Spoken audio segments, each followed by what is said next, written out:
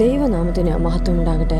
പ്രിയ സഹോദരങ്ങളെ, ചില തെറ്റുകൾ ഇത് എല്ലാവരും ചെയ്യുന്നതല്ലേ, ഇത് ചെറിയ തെറ്റല്ലേ, ആരും കാണുന്നില്ലല്ലോ, ഇതുകൊണ്ട് കുഴപ്പമൊന്നും ഉണ്ടാകാൻ പോകുന്നില്ല എന്ന് ചിന്തിച്ച് നിങ്ങളുടെ ജീവിതത്തിൽ നിങ്ങൾ ചില തെറ്റുകൾ ചെയ്തിട്ടുണ്ടോ? ഒരു ചെറിയ നുണ പറയുക, മോശമായി സോഷ്യൽ മീഡിയ യൂസ് ചെയ്യുക, ഇങ്ങനെ ഒറ്റനോട്ടത്തിൽ വളരെ നിസ്സാരമായി തോന്നുന്ന കാര്യങ്ങൾ. എന്നാൽ സഹോദരങ്ങളെ, വലിയ കൊമ്പുകളും ഭയപ്പെടുത്തുന്ന രൂപവുമുള്ള ഒരു രാക്ഷസനായിട്ടല്ല പിശാച് നിങ്ങളുടെ ജീവിതത്തിലേക്ക് വരുന്നത്. മറിച്ച് നിങ്ങളുടെ മനസാക്ഷിക്ക് മുന്നിൽ അവൻ വെച്ചു നീട്ടുന്ന ഇത്തരം ചില ചെറിയ വിട്ടുവീഴ്ചകളിലൂടെയാണ്. നിങ്ങൾ ദൈവമക്കളായതുകൊണ്ട് വലിയ പാപങ്ങൾ ചെയ്യാൻ നിങ്ങൾ ഒരിക്കലും തയ്യാറാകില്ല എന്ന് പിശാചിന് നന്നായി അറിയാം. അതുകൊണ്ട് നിസ്സാരമെന്ന് തോന്നുന്ന ഇത്തരം ചെറിയ പാപങ്ങളിലൂടെ നിങ്ങളുടെ ജീവിതത്തിലെ പൂർണ്ണമായ ഒരു നിയന്ത്രണം ഏറ്റെടുക്കുകയാണ് ചെയ്യുന്നത്. നമ്മൾ ചെയ്യുന്ന ഈ ചെറിയ വിട്ടുവീഴ്ചകളിലൂടെ പിശാച് എങ്ങനെയാണ് നമ്മുടെ ആത്മീയ ജീവിതത്തിൻ്റെയും കുടുംബത്തിൻ്റെയും പൂർണ്ണമായി തകർക്കുന്നതെന്ന് ബൈബിളിൻ്റെ വെളിച്ചത്തിൽ നമുക്ക് ഒന്ന് പഠിക്കാം. നിങ്ങളുടെ ജീവിതത്തെ തകർക്കുന്ന ആ വലിയ കെണി തിരിച്ചറിയാൻ ഈ വീഡിയോ മുഴുവനായും ശ്രദ്ധയോടെ കേൾക്കുക. ഈ വലിയ ആത്മീയ സത്യങ്ങളിലേക്ക് കടക്കുന്നതിന് മുൻപ് തൻ്റെ ജീവിതത്തിൽ അറിഞ്ഞോ അറിയാതെയോ കടന്നുവന്ന സകല പാപങ്ങളെയും ഉപേക്ഷിച്ച് ഈശോയ്ക്ക് മാത്രമായിട്ട് സ്വന്തമായി ജീവിക്കാൻ ആഗ്രഹിക്കുന്ന സകലരും വലിയൊരു വിശ്വാസത്തോടെ താഴെ കമൻറ്റ് ബോക്സിൽ ഇപ്രകാരം ഒന്ന് എഴുതുക: കർത്താവെ, എൻ്റെ ജീവിതത്തിലെ സകല വിട്ടുവീഴ്ചകളെയും ഉപേക്ഷിക്കാനും ചെറിയ പാപങ്ങളെ പോലും വെറുക്കാനും കൃപ അവിടുന്ന് നൽകണമേ. നിങ്ങളുടെ ഈ ചെറിയ പ്രാർത്ഥന നിങ്ങൾക്കെതിരെ പിശാച് ഒരുക്കി വച്ചിരിക്കുന്ന വലിയ കെണികളെ ഇന്ന് തന്നെ തകർത്തെറിയാൻ നിങ്ങളെ സഹായിക്കട്ടെ. ഒന്നാമതായി, ഈ ചെറിയ പാപങ്ങൾ ദൈവവചനം എങ്ങനെയാണ് കാണുന്നത്?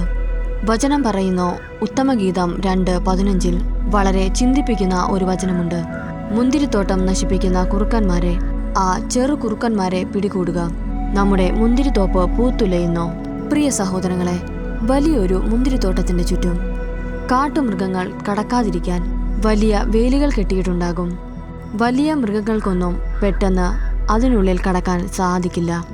എന്നാൽ ആ വേലിയുടെ അടിയിലുള്ള ചെറിയ വിടവുകളിലൂടെ ചെറിയ കുറുക്കന്മാർ അകത്തു കടക്കുകയും മുന്തിരിവള്ളികളുടെ വേരുകൾ കരണ്ട് തിന്ന ആ തോട്ടത്തെ മുഴുവൻ നശിപ്പിക്കുകയും ചെയ്യും. നിങ്ങളുടെ ആത്മീയ ജീവിതവും ഇതുപോലെയാണ്.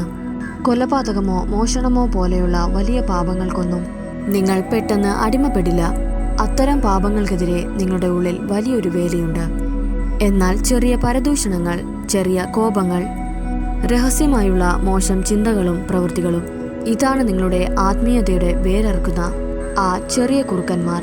ഇതൊരു ചെറിയ പാപമല്ലേ എന്ന് നിങ്ങൾ ഓരോ നിമിഷവും ചിന്തിക്കുമ്പോൾ നിങ്ങളുടെ സ്വർഗീയ മുന്തിരിത്തോട്ടത്തെ നശിപ്പിക്കാൻ നിങ്ങൾ തന്നെ പിശാചിന് വാതിൽ തുറന്ന് കൊടുക്കുകയാണ്. രണ്ടാമതായി, നാം ചെയ്യുന്ന ചെറിയ വിട്ടുവീഴ്ചകൾ പിന്നീട് നമ്മുടെ മനസാക്ഷിയെ എങ്ങനെ തകർക്കുന്നു എന്ന് നോക്കാം. വചനം വളരെ വ്യക്തമായി പറയുന്നു, നിങ്ങളുടെ ആത്മപ്രശംസ ഒട്ടും നന്നല്ല. അല്പം പുളിപ്പ് മുഴുവൻ മാവിനെയും പുളിപ്പിക്കുമെന്ന് നിങ്ങൾക്ക് അറിവുള്ളതല്ലേ. ഈ ചെറിയ പാപവും ഇതുപോലെ തന്നെയാണ്. തുടക്കത്തിൽ അതൊരു ചെറിയ വിട്ടുവീഴ്ച മാത്രമായിരിക്കും. ആദ്യമായി നിങ്ങൾ ഒരു തെറ്റ് ചെയ്യുമ്പോൾ നിങ്ങളുടെ മനസാക്ഷി നിങ്ങളെ വല്ലാതെ കുറ്റപ്പെടുത്തും. എന്നാൽ രണ്ടാമതും ആ തെറ്റ് ചെയ്യുമ്പോൾ കുറ്റബോധം കുറയും.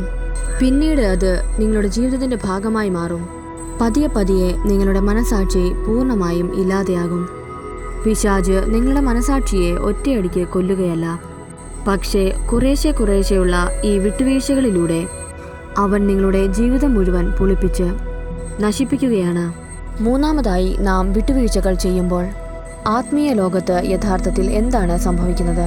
വചനം നൽകുന്ന കർശനമായ താക്കീത് ഇതാണ്: സാത്താന് നിങ്ങൾ അവസരം കൊടുക്കരുത്.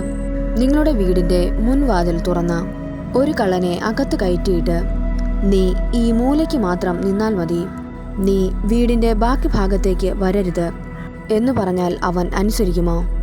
ഇല്ല. അവൻ ആ വീടിൻ്റെ മുഴുവൻ നിയന്ത്രണവും ഏറ്റെടുത്തുകൊണ്ട് സകലതും മോഷ്ടിക്കുകയും ചെയ്യും. പ്രിയപ്പെട്ടവരെ, നിങ്ങൾ വിട്ടുവീഴ്ചകൾ ചെയ്യുമ്പോൾ നിങ്ങൾ പിശാചിന് നൽകുന്നത് ഇതേ ചെറിയ ഇടമാണ്. നിങ്ങളൊരു ചെറിയ തെറ്റ് ചെയ്യുമ്പോൾ ആ പാപത്തിൻ്റെ മേഖലയിൽ പിശാചിന് നിങ്ങളുടെ മേൽ നിയമപരമായ ഒരു അധികാരം ലഭിക്കുകയാണ്. അവൻ ആ ചെറിയ ഇടത്ത് കടന്നുകൂടുകയും അവിടെ ഒരു വലിയ കോട്ട പണിയുകയും ചെയ്യും. പിന്നീട് ആ പാപം വേണ്ടെന്ന് വെക്കാൻ നിങ്ങൾ ആഗ്രഹിച്ചാൽ അതിൽ നിന്ന് പുറത്തു കടക്കാൻ നിങ്ങൾക്ക് സാധിക്കില്ല. കാരണം നിങ്ങളുടെ ആ ചെറിയ വിട്ടുവീഴ്ച അവനെ ആ ഭവനത്തിൻ്റെ യജമാനനാക്കി മാറ്റിയിട്ടുണ്ടാകും. നാലാമതായി, ഈ ചെറിയ പാപങ്ങളുടെ അവസാനം എവിടെയാണെന്ന് ഈശോ തന്നെ നമ്മോട് പറയുന്നുണ്ട്. യോഹന്നാൻ 8:34 ഈശോ അരുളി ചെയ്യുന്നു, സത്യം സത്യമായി ഞാൻ നിങ്ങളോട് പറയുന്നു, പാപം ചെയ്യുന്നവൻ പാപത്തിൻ്റെ അടിമയാണ്.